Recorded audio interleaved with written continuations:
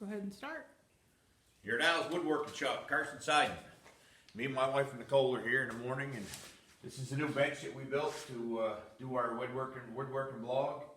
And this week we're going to build squirrel feeders. This is the intricate one, and this is the basic one. This one was for a high school classmate of mine, Danielle Burlock. She wanted one with the squirrels could sit right here. There's plexiglass up that slides up and down here. You will need a table saw for this one to make these cuts, you know what I mean? But it's pretty basic. It's not very hard at all, you know? And this one's the same way. I use the table saw to cut this so it can slide right up and down. You can throw your peanuts right in there. The squirrel can jump up in here and he can grab the peanuts out of there. And this is the one that we're going to be building today. Okay? I'll put this over on the bench.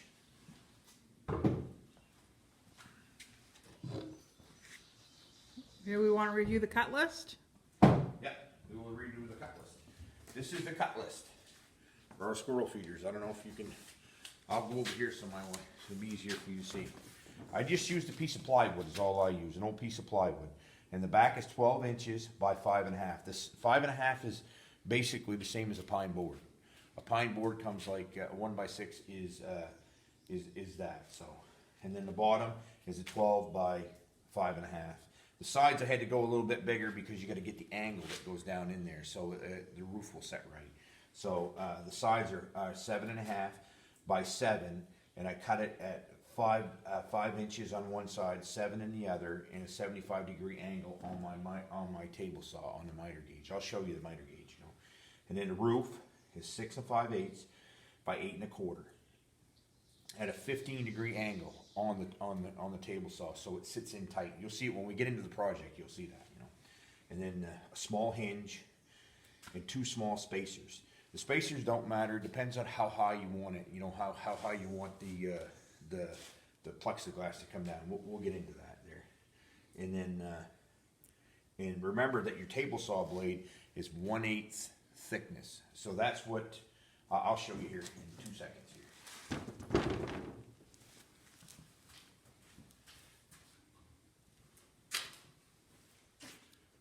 Over here, your table saw is the thickness of this. You slide in. So I bought this so it's 1/8 inch. So it slides right down in there. You know, so that's what the table saw does. And this is the miter gauge that I use to make my cuts. It comes right on your table saw, and you can get the degrees just like that. You shoot that in there and you just run it straight through, and that's where you get your degrees. Okay, let's move on to our project.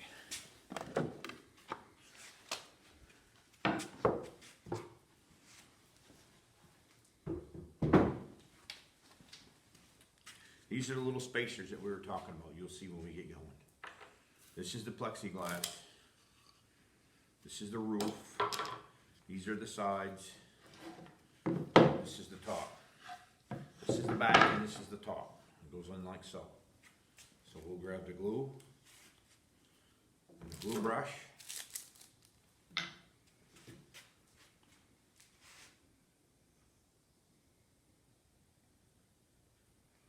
So,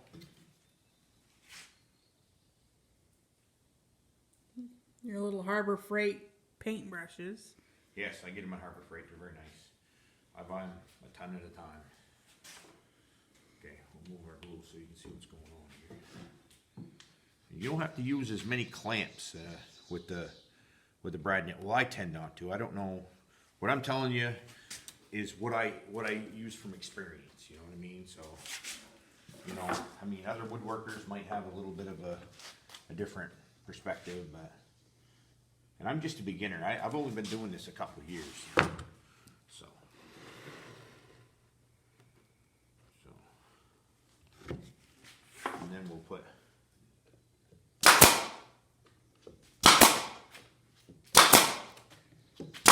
How many nails did you put in? I put 5 nails in. Put as many as you want in, really. You know, you just want it to be strong enough that it's going to hold. But that glue will hold anyway, because the glue will hold more than the nails, because the fibers will let go before the glue will let go. So then we're going to go to our sides. Just make sure you put your cut end in, because if you put it on the outside, then it's not going to work out. Cut end, is that where the plexiglass goes? That's where the plexiglass goes, yes, right here. That's where the plexiglass will slide right in there.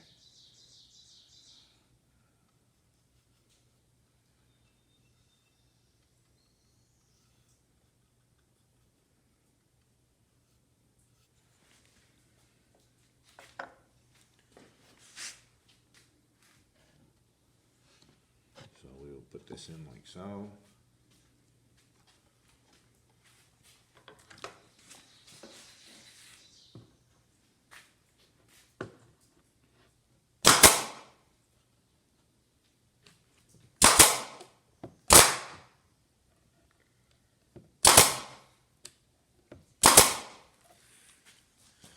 Okay, now here's where it gets a little tricky here.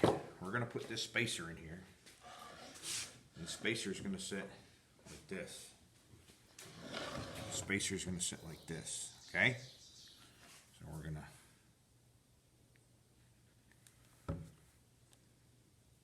How do you determine what size spacer to use? It depends on how high you want your plexiglass, you know. I mean, it depends on what size nuts you have or how big you want it. This is not a exact science. We're just going to put this in there like so. It depends on how high you want it. If you want it real slow and you want to put, maybe you don't want to put nuts in there. Maybe you want to put, you know, squirrel feed in there, you know, or maybe you want to turn it into put bird seed in there, or turn it into a bird feeder if you want. You know, this is just a request that we had from somebody on Facebook that me and my wife went to high school with, and we thought it was a good idea. You okay there, hon? Don't do that, man.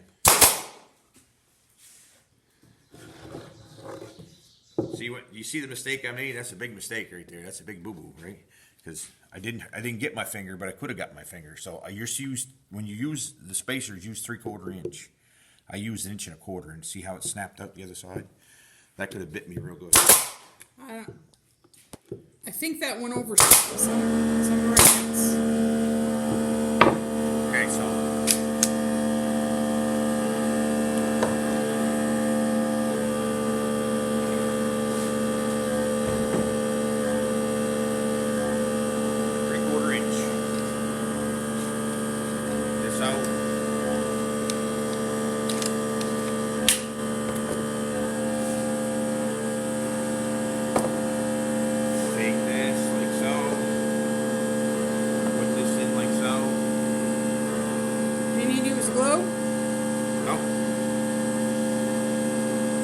marker. Gonna mark that. What are you marking it for? That's spacer on the other side, because you won't be able to get the gun in there to nail that, you know, because it's too tight, you know. So you can nail one side, but you won't be able to nail the other, so.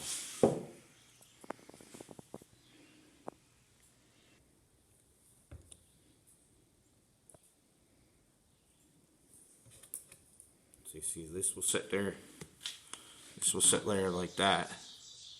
Right on, you see that place I marked? That's the thickness of the plywood right here. This thickness of that plywood.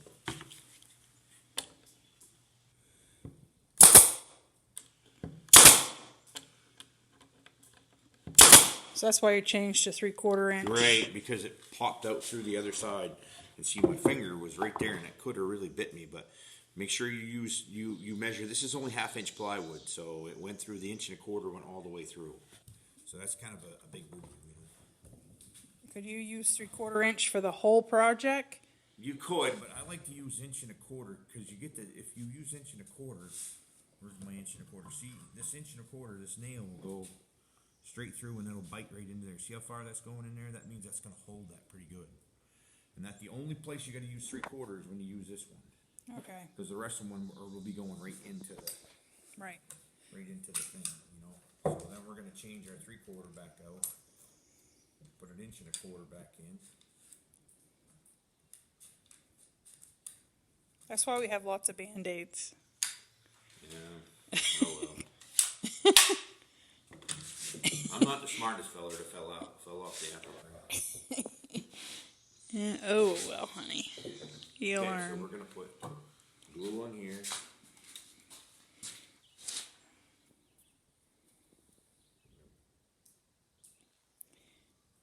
So he got hit that glue, whatever that's called there. He got that at Rockler's in Portland. That's his favorite store. If we lived close to Portland, we'd be poorer.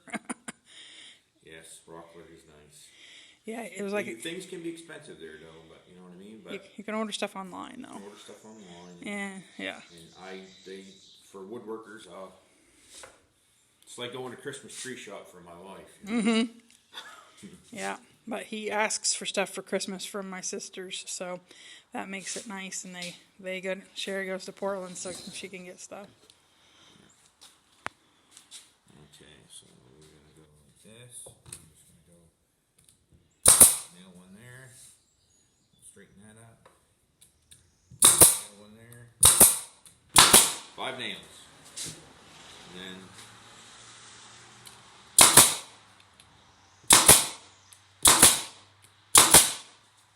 you're done. Okay, now that part's done, so. Now we take our little plexiglass, and the little plexiglass, we'll take the film off. You can take the film right off here. It just comes with film on it, I ripped this on my table saw. Be very careful because it jumps up and down and everything else. You can cut it with a utility knife though if you don't feel very comfortable, you know what I mean? See, this slides right down like so. Then our roof will go on like so. The roof will sit just like that. You know, so. And I'll turn around here. See, this is how the roof's gonna set, and we're gonna take my little hinge here, you know. We're gonna put the little hinge, just eyeball it the best place you can. If you want to measure it precisely, you can get the tape measure up measure, you know, whatever depends on how fussy you are, you know. So we're gonna fold this like so, and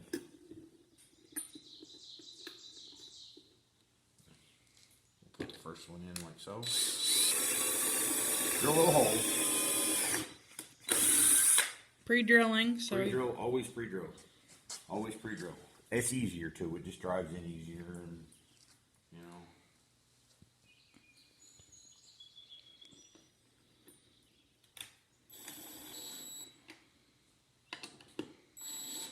Okay. And then we'll take the second one here.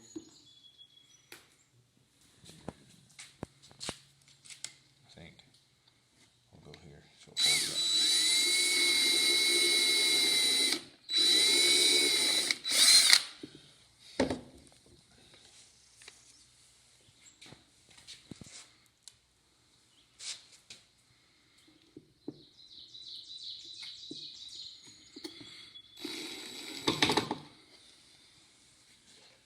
Bring my other 2 screws over here.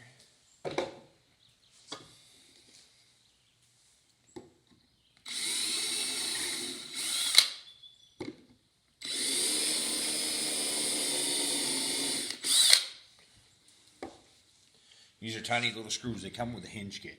If you buy a little hinge, it comes with the screws and everything right with it. So you don't have to worry about buying screws separately or nothing like that.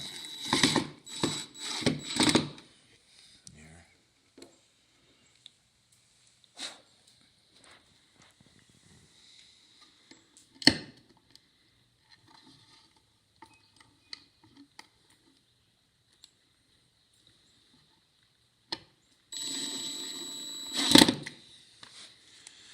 Okay, that's our squirrel feeder right there.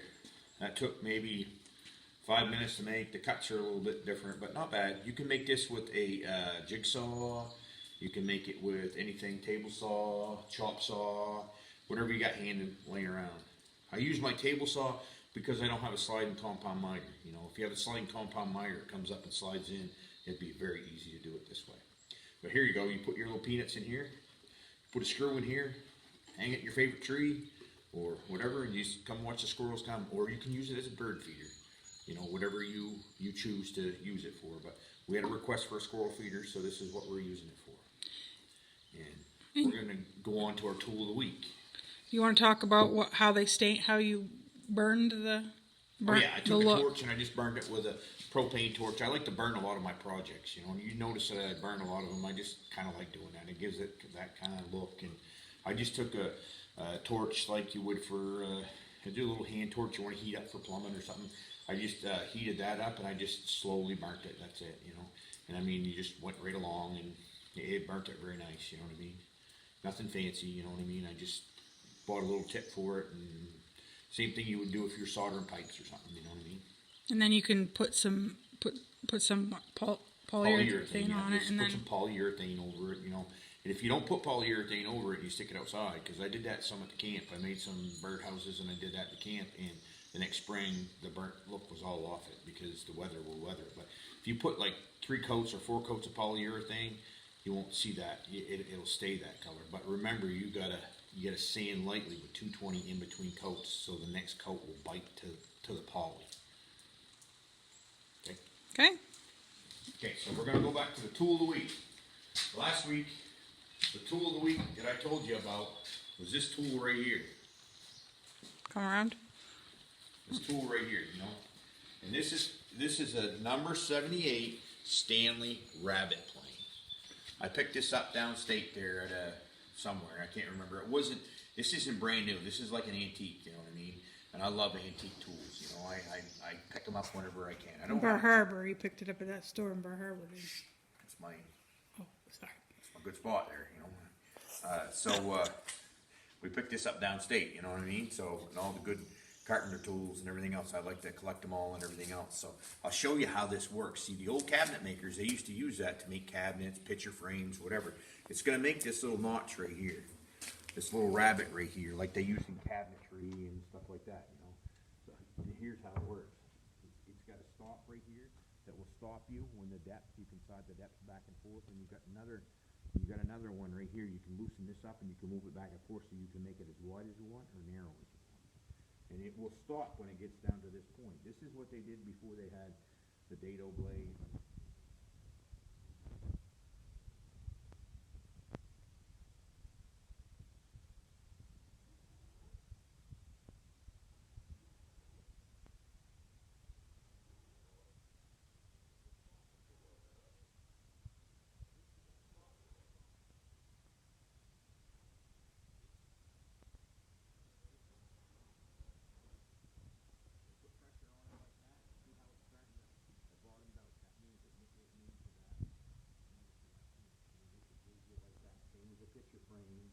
Or like if you're making cabinets, you can put your next piece in here, or you can put your glass in here, or whatever.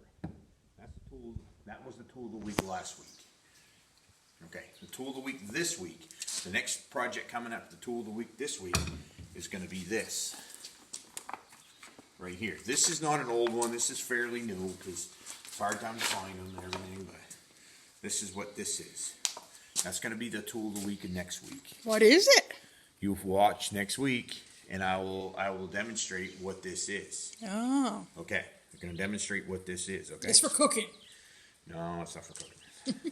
I do like meat, though, you know. Okay, next week's project. My wife stands back a little bit. Next week's project, this is what I have here. This is the one I have at home here. But next week, Father's Day's coming up, and we're going to build Dad a toolbox to keep his tools in. My grandfather had one. I'm sure that everybody's grandfather had one kicking around all the garages. You know, they had all kinds of them. And I made this one for my wife to put Christmas stuff in. You know, her decorations and stuff. But it's... What? Yeah, that was the one that was... that. Yeah, that was the one that was... She had all her boughs in there and fancy decorations. It's set in front of the pellet stove. So, you know what? She told me to store it downstairs, but... You know, Al's woodworking shop, when it was stored downstairs, she said that would be a good thing to put tools in. So I made chisels that you can fit right in here, nail sets that fit in here, a saw that you can put your hand saw right in here. You can put a plane right in here, the different size planes that you want to bring with you, and all the tools that you get right there. Then you can throw that right in the back of your truck. You can go to camp, you can go wherever you want, do a little hand tooling, you know what I mean? So next week, this is going to be the project of the week. I'm building a special toolbox for a special student.